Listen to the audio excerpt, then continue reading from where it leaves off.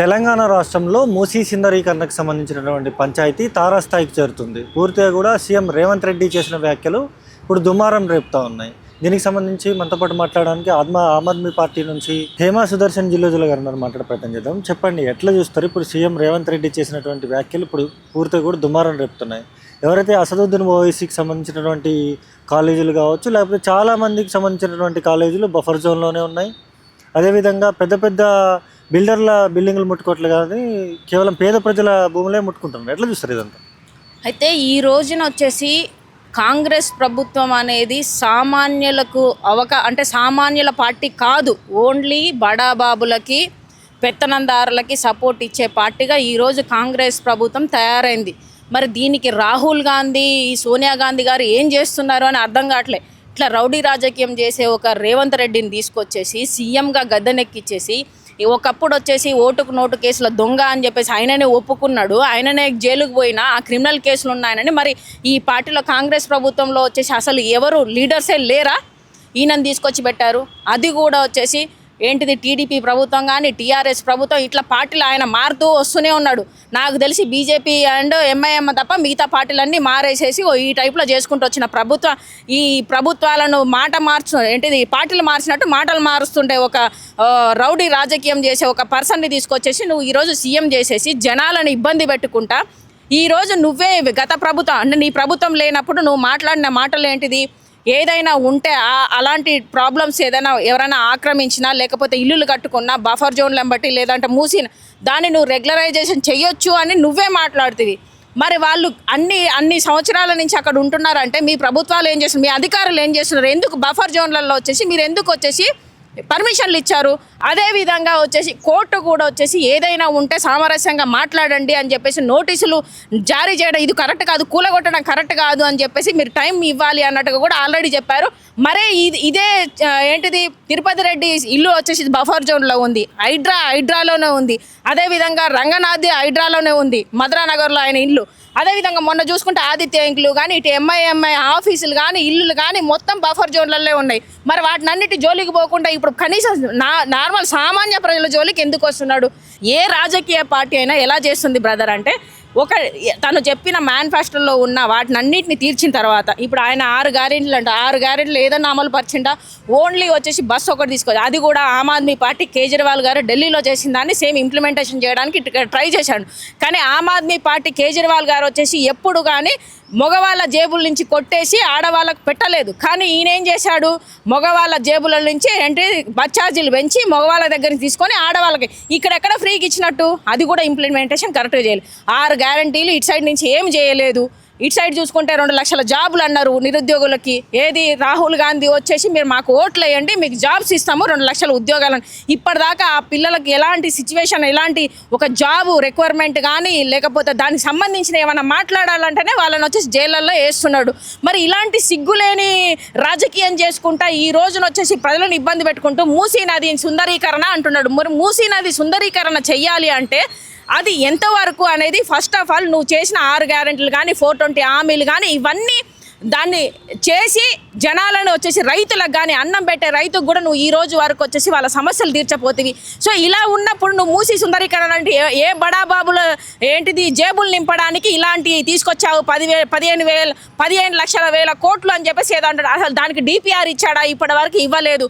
మూసీ సుందరీకరణ పేరుతో వచ్చేసి ఆ చుట్టుపక్కల ఉన్న ప్రాంతాలలో ఉన్న ఇప్పుడు చూసుకుంటే మనకి లంగరావు సైడ్, బాపుఘట్ సైడ్ కూడా వచ్చేసి మీరందరూ ఇల్లులు ఖాళీ చేయాలి, మేము వచ్చేసి 2013లో ఉన్నట్టుగా మేము వచ్చేసి అది డిపిఆర్ సంథింగ్ ఏమంటారు దాన్ని కట్టిస్తాము 13 లోపల ఉన్న దాంట్లో. అది కూడా వచ్చేసి వేరే దగ్గర ఇవ్వడానికి మాత్రమే, పైసలు కూడా కట్టించేది ఆయనకు లేదు.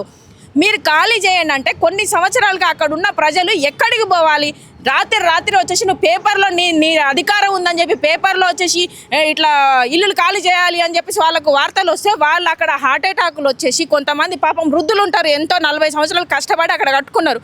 నీకు సిగ్గున్నదా? ఇట్లాంటి విషయాలలో జనాలను ఇబ్బంది పెట్టే దాంట్లో ఏదైనా రాజకీయం చేయమని ఎక్కడన్నా చట్టాలలో రాసిందా? ఏ రాజకీయ చట్టాలు? ఒక సైడ్ ఏమంటారు, ఏంటిది ఇంద్రమ్మ ఇల్లు అంటారు, ఏదో ఇస్తున్నామంటారు. సిగ్గు లేకుండా వచ్చేసి వాళ్ళు కట్టుకున్న ఇళ్ళనే కూల్స్తున్నారు.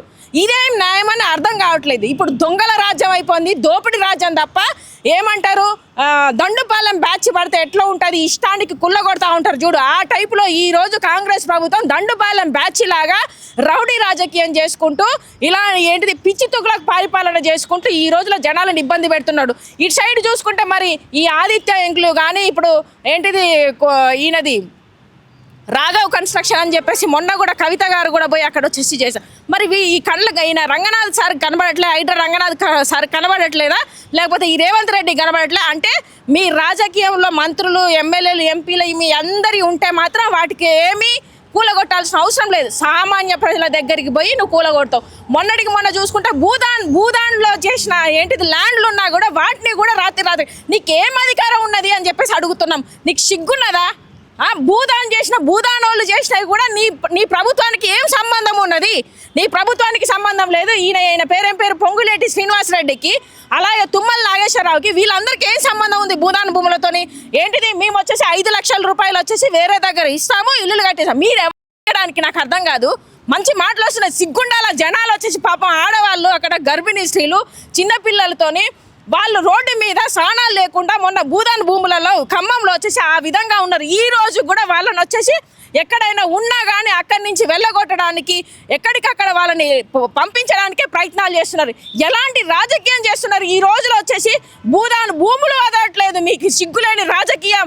మీకు ఎంత దాహం ఎట్లా పట్టిందంటే మీకు అధికార దాహం పట్టింది, డబ్బు పిచ్చి పట్టింది. ఈ కాంగ్రెస్ ప్రభుత్వంలో ఉన్న ఈ రోజు లీడర్లందరికీ ఈ రేవంత్ రెడ్డి కానీ ఏంటిది రేవంత్ రెడ్డి అండలో వండుకుంటూ తిరుపతి రెడ్డి, కొండల రెడ్డి, అదేవిధంగా పొంగులేటి శ్రీనివాస్, పొన్నం ప్రభాకరు, అదేవిధంగా తుమ్మల నాగేశ్వరరావు, ఇటు సైడ్ పోతే బట్టి విక్రమార్క. మొన్న ఏదో న్యూస్ వచ్చింది, బట్టి విక్రమార్క ఏంటిది వదిన కంట 8 కోట్లు పెట్టేసి హిమాయత్ నగర్లో వచ్చేసి జాగిస్తున్నారు. ఎవడమ్మ సొబ్బు, ఎవడబ్బ సొబ్బు ఇది? ప్రజల సొమ్మును మీరెవరు ఇవ్వడానికి వాళ్ళకి ఎందుకు ఇస్తున్నారు? భూదాన భూములు దానం చేసిన వాటిలోనేమో వచ్చేసి మీ ఇష్టానికి పోయి కూలగొడతారు. గవర్నమెంట్ అంటే ఏంటిది? ప్రజల సొమ్మును మీరెవరు ఇవ్వడానికి, మీరెవరు ఆయన వాళ్ళ వదినకి ఇవ్వడానికి మీకేం అధికారం ఉన్నది? ఆమె ఏమన్నా వచ్చేసి ఉద్యమంలో పార్టిసిపేట్ చేసిందా? ప్రాణాలు పోగొట్టుకుందా? శ్రీకాంతాచారి వచ్చేసి ప్రాణాలు పోగొట్టుకున్నారు. 12,000 మంది వచ్చేసి ప్రాణదానం చేస్తే ఈ రోజు తెలంగాణ వచ్చింది. వాళ్ళ కోసం మీరు ఏమైనా చేసిరా ఈ రోజు వరకు? కానీ ఏంటి బట్టి విక్రమార్క వదినకి వచ్చేసి 8 కోట్ల ల్యాండ్ ఇస్తా అంటున్నారు. ఎవడబ్బా సబ్బు? మీది ఇచ్చుకోండి రా భయ్, మీరు ఇచ్చుకోండి. నాకు మంచి మాటలు వస్తున్నాయి, ఎందుకంటే ఈ రోజు వచ్చేసి పార్టీ తరపున కాకుండా ఒక సామాన్య మహిళగా మాట్లాడుకోవాల్సింది. ఎందుకంటే ఆ రోజు చూసిన నేను భూదాన్ భూములలో లేడీస్ ఎంత ఇబ్బందులు పడుతున్నారు, స్నానాలు లేకుండా, నీళ్లు లేకుండా, కనీసం పోవడానికి బాత్రూమ్లు కూడా లేవు అక్కడ. అంత దారుణంగా పరిస్థితుల్లో నువ్వు ఈరోజు చేసావంటే మీకు సిగ్గు లేకుండా ఇంత దాహం ఎందుకు పట్టింది?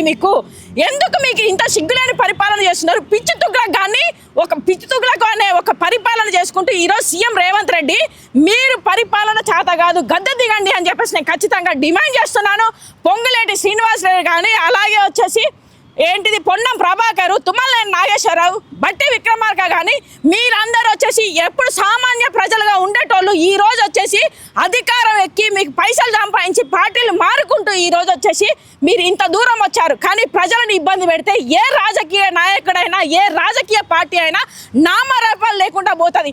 రాజ్యాంగంలో వచ్చేసి ప్రజల కోసమే పాటుపడాలి అనేది ఎక్కడైనా ఉంటుంది. కానీ మీరు ఈ రోజున వచ్చేసి బుల్డోజర్ రాజా అంటే సీఎం రేవంత్ రెడ్డి, అలాగే వచ్చేసి పిచ్చి పరిపాలన ఎవరైనా చేస్తున్నారంటే పిచ్చి అంటే సీఎం రేవంత్ రెడ్డి, అదే విధంగా వచ్చేసి దండుపాలెం బ్యాచ్ అంటే ఈ సీఎంతో పాటుగా వాళ్ళ తమ్ముడు తిరుపతి రెడ్డి, అలాగే కొండల రెడ్డి. ఈ విధంగా చూసుకుంటే వాళ్ళ ఆవిడకి 4 పోస్టులు ఆయన దగ్గర. ఎందుకండి? ఎడ్యుకేషన్ మినిస్టరు, అలాగే వచ్చేసి హోమ్ మినిస్టరు, మున్సిపల్ మినిస్టరు, ఇటు సైడ్ చూసుకుంటే వచ్చేసి ఏంటిది మన సీఎం పదవి. 4 పదవులు పెట్టుకొని ఫ్యామిలీలు ఉప్మా తిన్నట్టు ఫ్యామిలీ వచ్చేసి మొత్తం ఈ తెలంగాణను దోచుకోవడానికి వచ్చింది ఎవరు అంటే వీళ్ళే తప్ప ఎవరు లేరు అనేది ఈ రోజున తెలుస్తుంది.